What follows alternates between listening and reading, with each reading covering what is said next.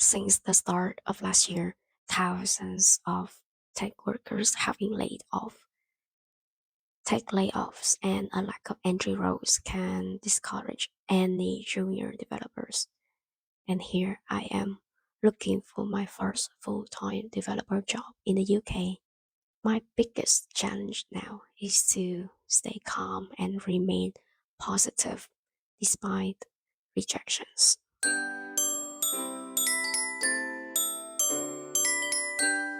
Hi everyone, it's me again, Tiang Nguyen. I'm a tree maker and software developer. Today let's talk about rejections. Um, in my previous video, I mentioned that I secured a software engineer job at a local startup. However, after a few months working on the project, unfortunately, they had to let me go because of a lack of funding. And at that time in Belfast, there were a lot of tech layoffs. Yeah, so that's how I continue my search for the full time developer jobs.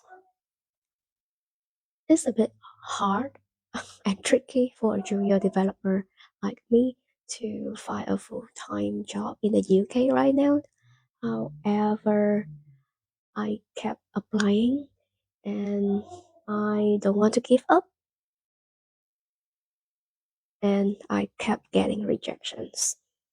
Okay, first, I have to admit that it's difficult to receive a rejection after I apply for my dream companies. But we are not here to suffer. We are here to chill. That's why I chose the name of my channel as Jiltia. I want to think about what happened and how I can learn to handle rejections better. So that's the goal of this video. Okay, lesson number one. I realized that I truly want to work for green tech companies or any companies in the climate tech sector because it hurts more being rejected by them. Um, I just feel like these jobs well align with my values and my desire to contribute to sustainability. Okay, I see them as something bigger more than just a job. They are my purpose, and I felt brokenhearted. And it's harder to move on. I guess I just kind of developed strong attachment to my dream companies, and that led to the second lesson. Okay, lesson number two. I learned that oftentimes we feel helpless, we feel stuck because we're trying to control things that beyond our control. I read somewhere that anxiety does not come from thinking. In most cases, anxiety comes from the wanting to control things. And my goal is to be less anxious and more chill. That's why I had to learn to detach myself from my desires. This is when I learned about detachment. Basically, detachment is the practice of letting go of our emotional attachments to the outcome of our dreams, of our desire. We trust the universe, God, or a higher power to give us everything that we desire. Um, with that said, of, oftentimes their defined plan may be slightly different from our plans, so it's not easy to just to let go, but I'm learning to trust the process even when I don't know how or when it will happen. I just trust that the universe is bringing to me what I desire. In short, my job is to stay true to who I am, what I want, and it's the universe jobs to orchestrate things and bring me opportunities. So, what's next? There are two options.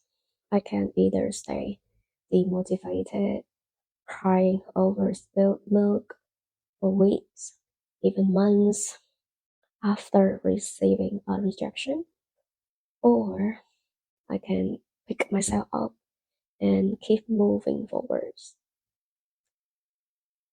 To be honest with you, um, I don't want to go down the path of depression. I've been there, and honestly, I never want to go back. So, of course, I went with the second option to keep moving forward. And these are the steps that I took to move on after rejections. All right, I call them PACS packs. Step number one, P. P means process my emotions. I allow myself to feel the anger, to feel the disappointment for 2 or 3 minutes. And then I moved quickly to step number two. And in step number two, A. A means acceptance. Accept what just happened. When it comes to my dream jobs, getting a rejection is painful. However, I just accept things as they are. I just accept that I was not the person they were looking for, and maybe there are better jobs, better opportunities out there waiting for me. I just don't know yet. That is part of the universe plan. Yeah, so I trust the process. So in this step is crucial to trust the process. And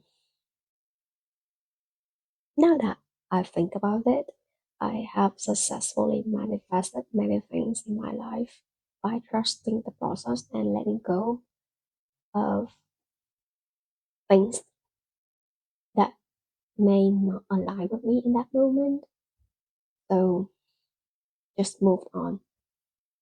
Yeah, just moved on. Step number three, C. C means cocoon. This works for me. I'm not sure if that works for you, but I will allow myself to get some cocoon time, some resting time. The point is to heal. I would make myself a hot, rich chocolate mug filled with big marshmallow chunks, or wrap myself in a cozy blanket. My life would feel beautiful again. So do your things, do something that you love. Or I could recommend you listen to subliminals or affirmations. Mm, these are a great boost of positivity. All right. Step number four, the last one. S. S stands for soar. So soar from the ashes. Imagine myself as a phoenix soaring from the ashes. After I accept the rejections, I heal and I continue to work on my portfolios. I try to get feedback from my colleagues, my friends, my mentors. I even went to the local meetups to extend my network. And one tip is that never search for jobs alone.